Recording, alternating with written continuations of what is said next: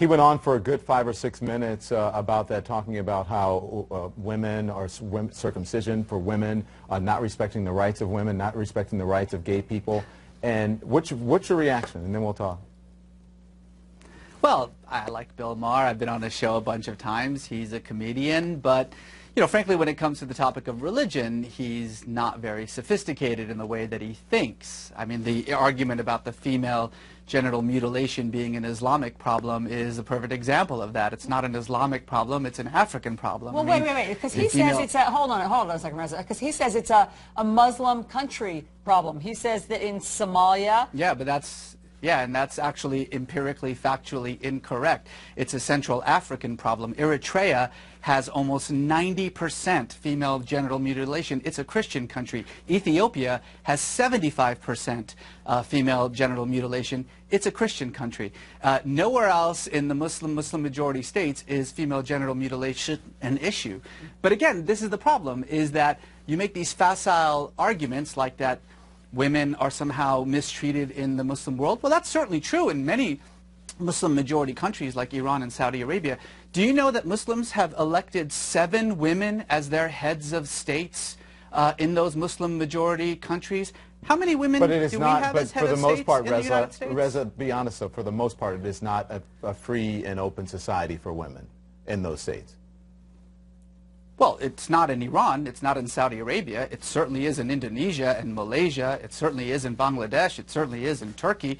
I mean, again, this is the problem, is that you're talking about a religion of 1.5 billion people, and certainly it becomes very easy to just simply paint them all with a single brush by saying, well, in Saudi Arabia they can't drive, and so therefore that's somehow representative of Islam. It's representative of Saudi Arabia. But in Iran, they don't have... I mean, I think that Bill Maher's point is that these aren't extremists. We often talk about extremists and that we should crack down on extremists, and why aren't Muslims speaking out about extremists?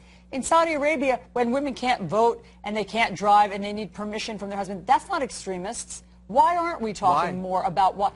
That's not extremists, that's commonplace. Why don't we talk more about the commonplace wrongs that are happening in some of these countries? It's extremist when compared to the rights and responsibilities of women, Muslim women around the world. It's an extremist way of dealing with it. But it's not extremist in that. It's not extremist in that country. In Saudi Arabia, that's the norm. Oh no, it's not. I mean, look, Saudi Arabia is one of the most, if not the most extremist Muslim country in the world.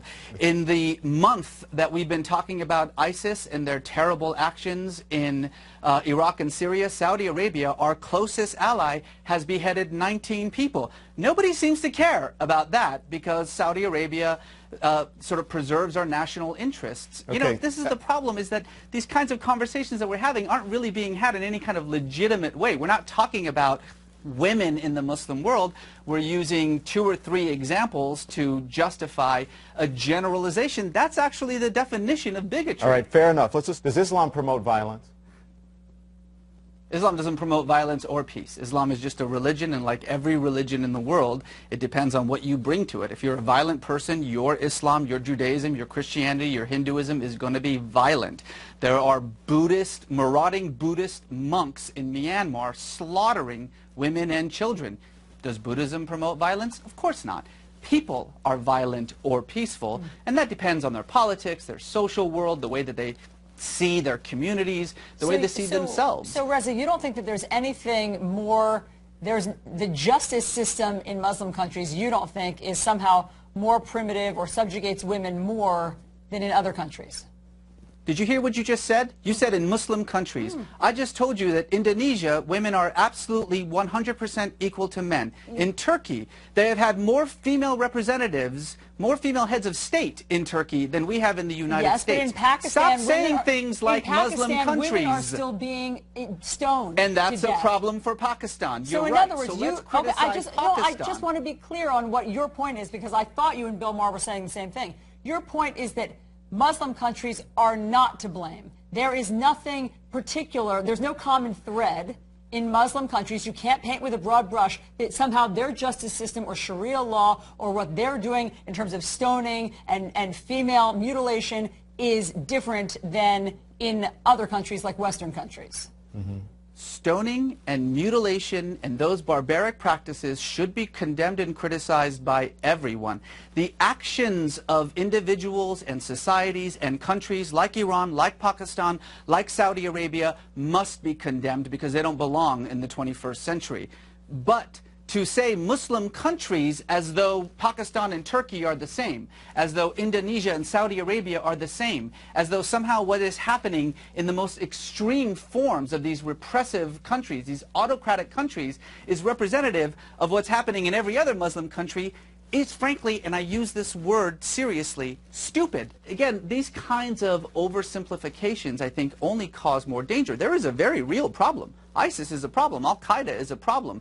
These militant Islamic groups like Hamas, like Hezbollah, like the Taliban have to be dealt with. But it doesn't actually help us to deal with them when instead of talking about rational conflicts, rational criticisms of a particular religion, we instead so easily slip into bigotry by simply painting everyone with a single brush, as we have been doing in this conversation, mind you.